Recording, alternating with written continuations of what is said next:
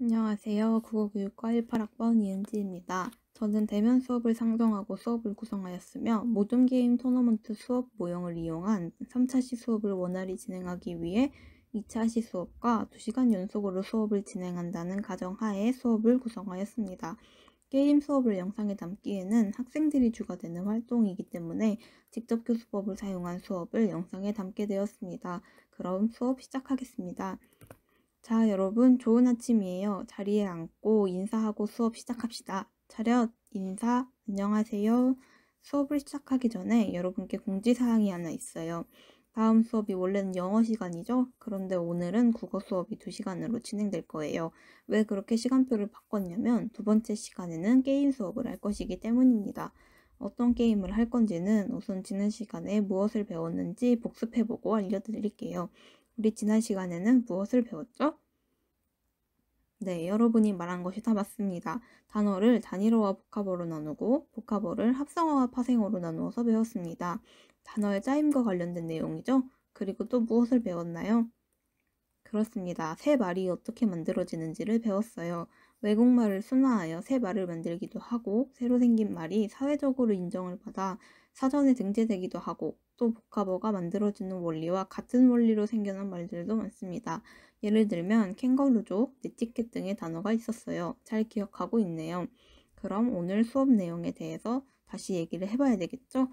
오늘 진행되는 게임 수업은 여러분이 좋아할지 모르겠지만 평소 수업보다는 더 재미있고 유익한 시간이 될 거예요.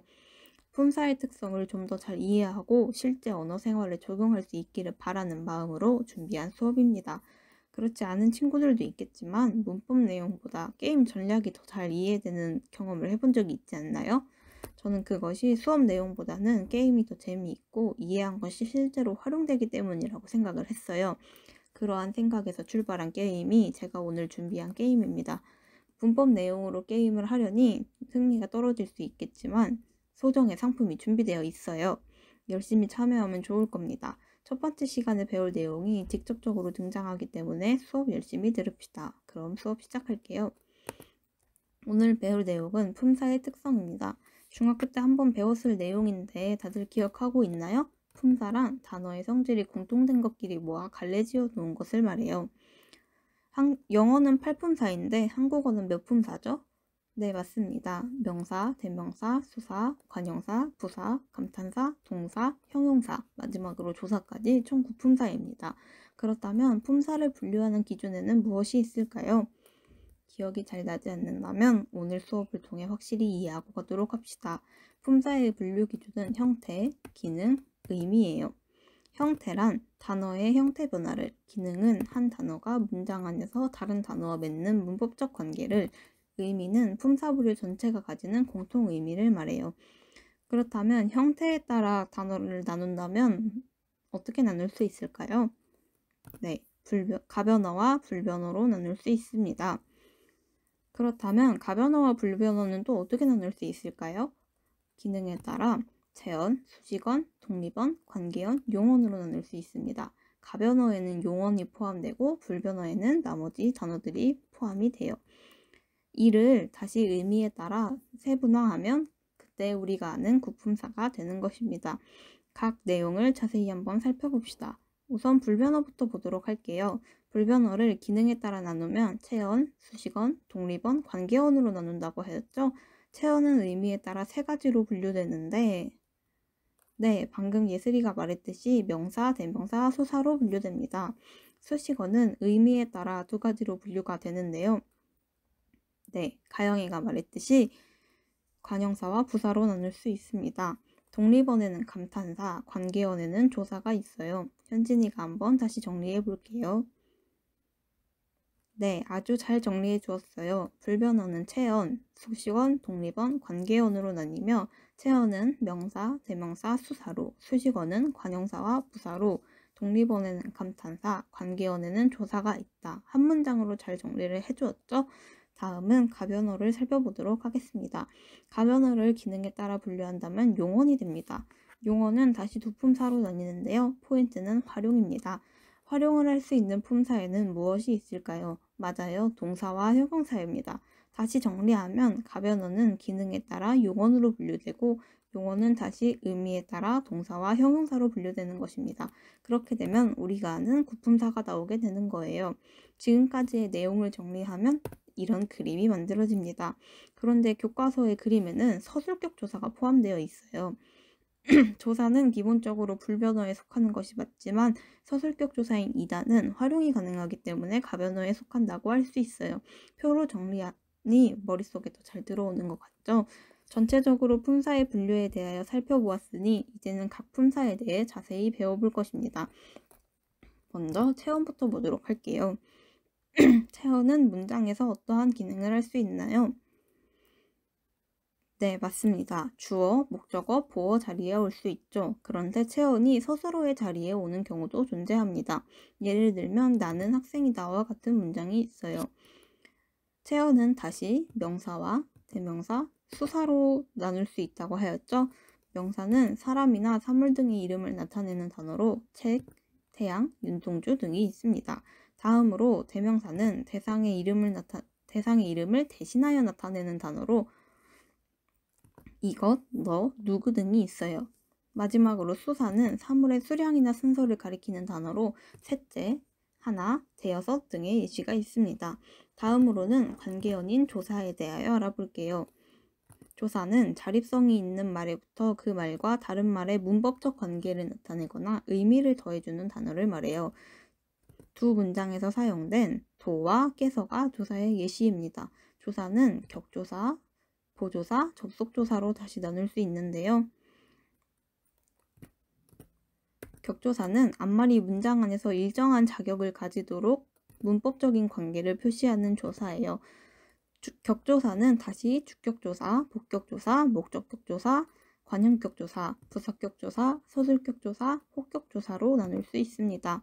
아버지께서 나에게 커서 의사가 되라고 하셨다라는 문장에서 깨서는 주격조사, 에게는 부사격조사, 의사가의 가는 복격조사라고 할 수 있습니다. 다음으로는 보조사입니다.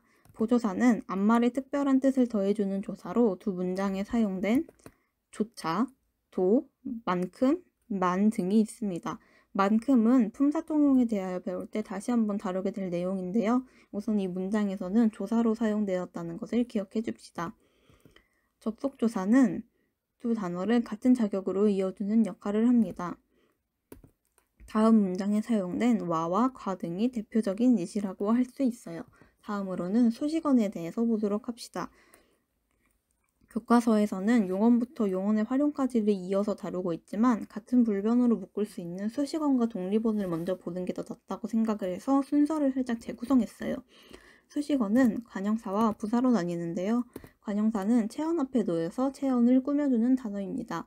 어떤 대상을 가리키는 지시관형사와 사물의 성질이나 상태를 꾸며주는 성상관형사, 수개념을 나타내는 수관형사로 나눌 수 있어요. 지시관형사의 예시로는 이, 그, 저가 있고요. 성상관형사의 예시로는 새, 헌 등이 있습니다. 마지막으로 수개념을 나타내는 수관형사는 한, 두, 여러 등이 있는데요. 수사와 형태가 같아 혼동할 수 있으니 품사통용에 대하여 배울 때 어떻게 구분하는지 배워보도록 하겠습니다.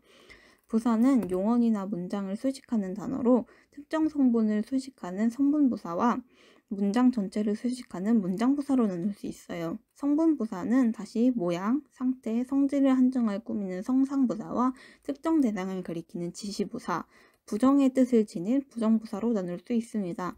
문장부사는 말하는 이의 태도를 나타내는 양태부사와 앞에 체언이나 문장 등을 뒤에 체언이나 문장과 이어주는 접속부사로 나뉩니다. 정리하면 이렇게 되겠죠? 마지막으로는 독립어의 감탄사가 있습니다. 문장 내에 다른 성분에 얽매이지 않고 비교적 독립적으로 쓰이는 단어입니다. 부름, 응답, 놀람, 느낌 등을 나타내고요. 네, 아이쿠 등의 예시가 있습니다. 여기까지 불변어에 속하는 단어를 보았어요. 다음으로는 가변어인 용언에 대하여 다뤄볼 것입니다. 아까 용언에 대하여 얘기할 때 포인트는 활용이라고 이야기를 했죠. 용언에 대해서 배운 후 용언의 활용까지 이어서 배우게 될 것입니다. 용언에 대해서 먼저 보도록 합시다. 용언은 문장의 주어를 서술하는 기능을 가진 단어로 동사와 형용사로 나뉩니다. 동사는 사람이나 사물의 동작 혹은 작용을 나타내는 단어로 움직임이 어떤 성분과 관련되는지에 따라서 자동사와 타동사로 구분이 됩니다. 자동사는 움직임이 주어와 타동사는 목적어와 관련이 됩니다. 예를 들면 더 이해하기 쉬울 것 같은데요. 나는 학교에 간다고 했을 때 가다는 자동사입니다. 학교에 가는 행위의 주체가 나이기 때문에 움직임이 주어와 관련되는 자동사가 쓰인 것이죠. 다음으로 나는 책을 읽는다는 문장을 보면 읽다는 책을이라는 목적어와 관련된 행위입니다. 그렇기 때문에 타동사가 쓰였다고 할 수 있어요. 형용사는 사람이나 사물의 성질 그리고 상태를 나타내는 단어로 성질이나 상태를 나타내는 상상형용사와 지시성이 있는 지시형용사로 나눌 수 있어요. 성상형용사의 예시로는 높다가 있고요. 지시형용사의 예시로는 이러하다가 있습니다. 다음으로는 용언의 활용에 대하여 이어서 배워볼 거예요. 용언의 활용이란 용언의 어간에 여러 어미가 번갈아 결합하는 현상을 말해요. 예를 들면 보다, 보고, 보니 등과 같은 현상이 있습니다. 이때 보처럼 변하지 않는 부분을 어간이라고 하고 고, 는, 니, 아처럼 변하는 부분을 어미라고 합니다. 어미는 다시 어말어미와 선어말어미로 나눌 수 있어요. 어말어미는 다시 기능에 따라 종결어미, 연결어미, 전성어미로 나눌 수 있습니다. 종결어미는 문장을 끝맺는 역할을, 연결어미는 앞말과 뒷말을 연결하는 역할을, 전성어미는 용언의 서술 기능을 다른 기능으로 바꾸어주는 역할을 합니다. 밥을 먹으려고 급식실로 빠르게 뛰어갔다 라는 문장에서 려고는 연결어미, 개는 전성어미, 다는 종결어미인 것입니다. 종결어미는 어떤 문장에서 사용됐는가에 따라서 평서형, 감탄형, 의문형, 명령형, 청유형으로 나눌 수 있습니다. 연결어미는 앞말과 뒷말의 관계에 따라 대등적 연결어미, 종속적 연결어미, 보조적 연결어미로 나눌 수 있어요. 마지막으로 전성어미는 서술의 기능을 어떤 기능으로 바꾸어 주었는지에 따라 명사형 전성어미, 관형사형 전성어미, 부사형 전성어미로 나눌 수 있습니다. 용언의 활용은 규칙 활용과 불규칙 활용으로 나눌 수 있는데요. 규칙 활용은 어간과 어미의 형태가 규칙적으로 나타나는 활용을 말합니다. 뽑다, 뽑고, 뽑아서, 뽑으니와 같은 예시가 있어요.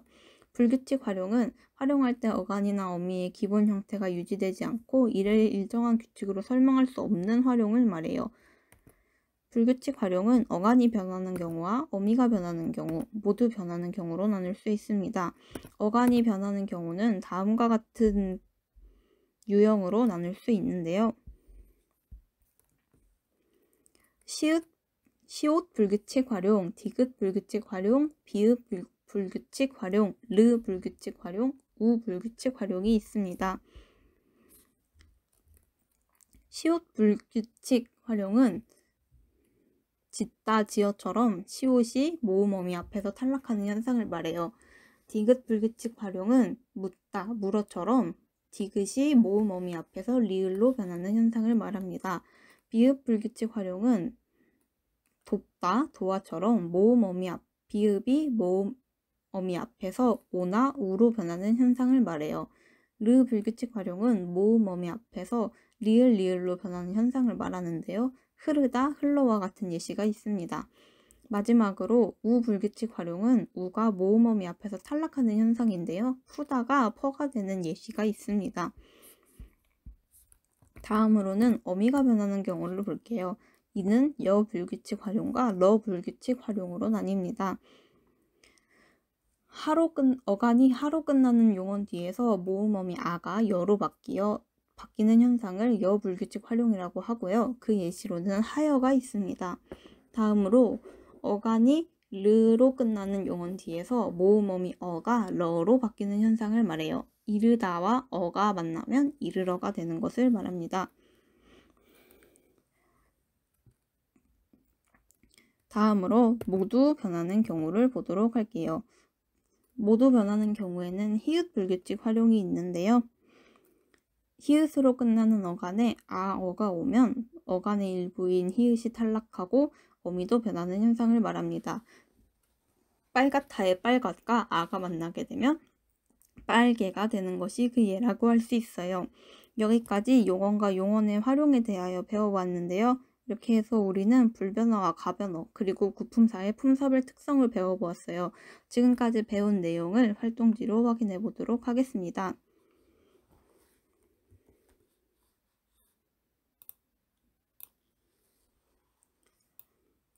보기에 제시된 많은 단어가 있죠?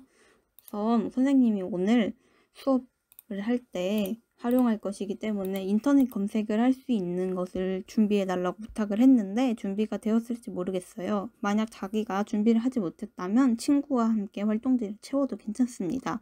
우선 검색을 하기 전에 시간을 드릴 테니 여러분 나름대로 품사 분류 기준에 따라서 단어들을 분류해 빈칸에 적어보세요. 다 되었다면 인터넷 검색창을 열고 표준국어 대사전을 검색해주세요. 표준국어 대사전에 보기의 단어들을 검색하고 나온 결과를 바탕으로 자신이 분류했던 결과와 비교해보고 활동지의 빈칸에 채워 넣어주세요.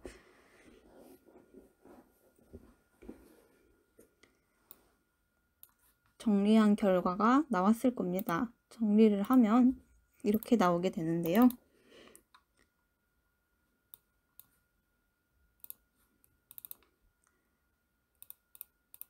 자신이 분류했던 기준과 표준국어 대사전에 검색했을 때 결과가 얼마나 다른지 여러분끼리 비교를 해보면 좋겠습니다. 이제 이 표를 가지고 두 번째 활동을 해볼 거예요. 두 번째 활동으로는 2가지 이상의 품사에 포함된 단어를 적는 활동인데요. 보시면 만세의 경우가 명사와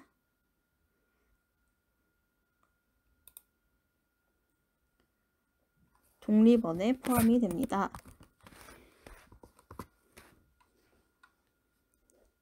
만세, 정말, 오늘, 하나, 여기, 세, 도, 이고, 다섯, 크다, 세다, 만큼, 아니 등의 단어가 있어요.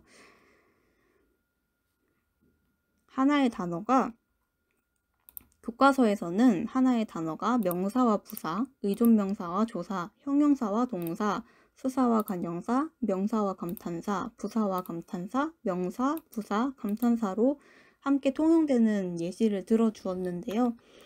이 두 번째 활동에서 이 유형에 해당하는 단어를 한번 찾아 넣어 봅시다. 이렇게 찾아 넣어 보면 결과가 이렇게 나올 건데요. 명사와 부사에는 오늘, 의존명사와 조사에는 만큼, 형용사와 동사에는 크다와 세다, 수사와 관형사에는 다섯, 명사와 감탄사에는 만세, 부사와 감탄사에는 아니, 명사, 부사, 감탄사에는 정말이 있어요. 근데 여기에 포함되지 못한 많은 단어가 있는데요.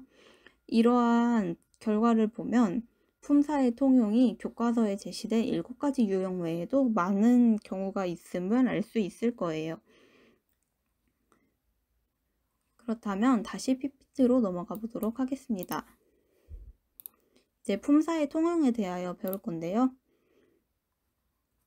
품사의 통용이란 하나의 단어가 2 이상의 품사로 처리되는 경우를 품사 통용이라고 합니다. 아까 다루었던 7가지 유형이 있는데요. 활동지의 결과를 생각해 보았을 때 이 7가지 유형만 있는 것이 아니라는 것을 여러분이 알고 있을 것이라고 생각합니다.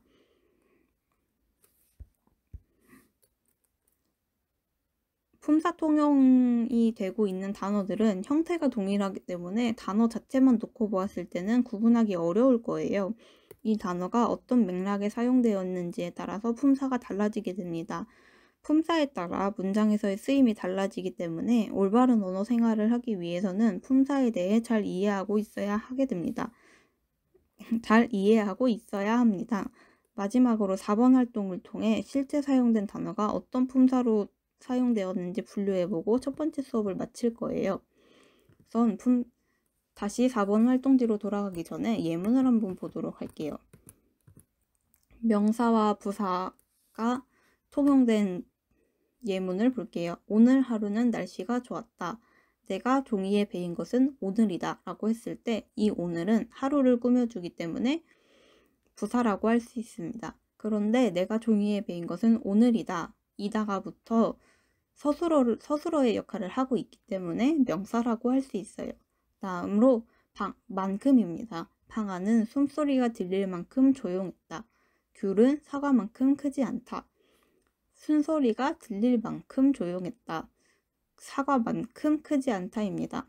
우선 이 첫 번째 문장의 만큼은 의존명사로 사용이 되었는데요. 네, 의존명사로 사용이 되었습니다.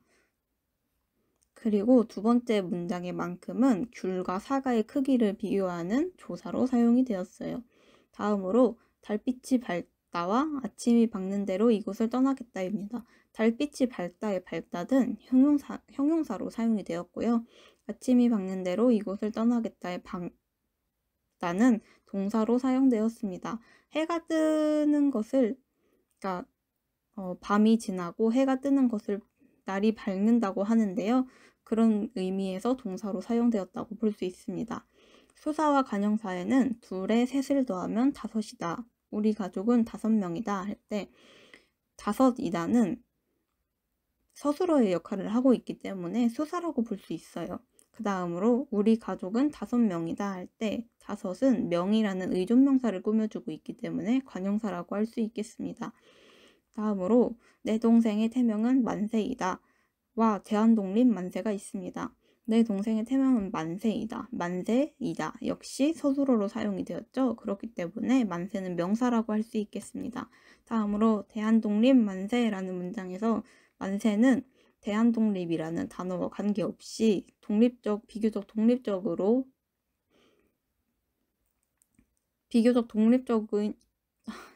독립적인 역할을 하고 있기 때문에 감탄사라고 할 수 있어요.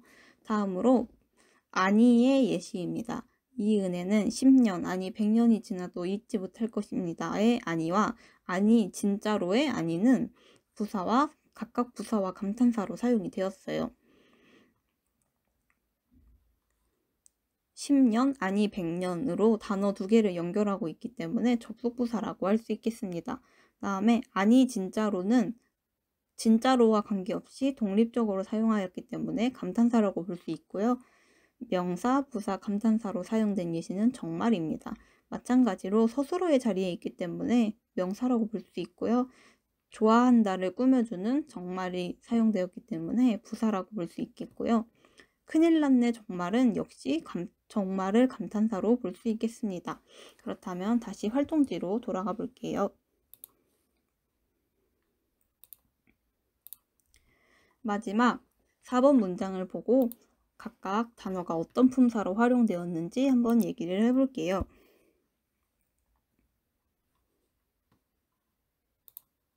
네, 준비가 되었죠? 그렇다면 가영이가 한번 더 발표를 해볼게요. 첫 번째 문장에 사용된 오늘은 어떤 품사로 사용이 되었습니까? 네, 맞아요. 명사로 사용이 되었죠? 다음으로 오늘 해야 할 일을 내일로 미뤄서는 안 된다라는 문장에서의 오늘은 무엇으로 사용되었나요? 네, 부사입니다. 다음으로 내가 공부한 만큼만 해봐라의 만큼과 귤은 사과만큼 크지 않다의 만큼은 어떤 품사로 사용이 되었나요? 네, 각각 이중명사와 조사로 사용이 되었습니다. 다음으로 형은 키가 크다와 너 커서 무엇이 되고 싶니의 크다는 어떤 품사로 사용이 되었나요? 네, 바로 형용사와 동사로 사용이 되었습니다. 형의 키가 큰 상태를 나타내는 크다, 그 다음에 사람이 성장하다의 의미를 담은 크다, 그렇게 구분을 해서 형용사와 동사로 구분할 수 있겠습니다. 다음으로 넷에 하나를 더하면 5이다. 나는 펜 5개를 샀다의 5은 각각 수사와 관용사로 나눌 수 있어요. 서술어의 자리에 사용되었기 때문에 체연, 즉 수사라고 볼 수 있고요.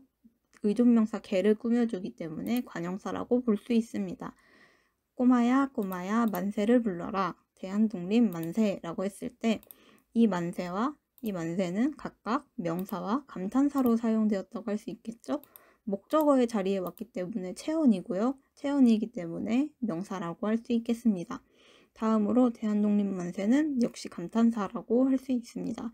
1시간 전, 아니 10분 전만 해도 방에 있었다와 아니 벌써 다 했어의 아니는 각각 부사와 감탄사로 사용된 예시예요. 지금까지 품사의 특성과 품사의 통용에 대하여 배워보았는데요. 활동지 4번을 끝으로 첫 번째 수업을 마무리하도록 하겠습니다. 다음 수업은 모둠별 게임이 진행되기 때문에 모둠 수업할 때 배치로 책상을 바꿔주세요. 수업 듣느라 고생했고 게임 즐겁게 해보도록 합시다.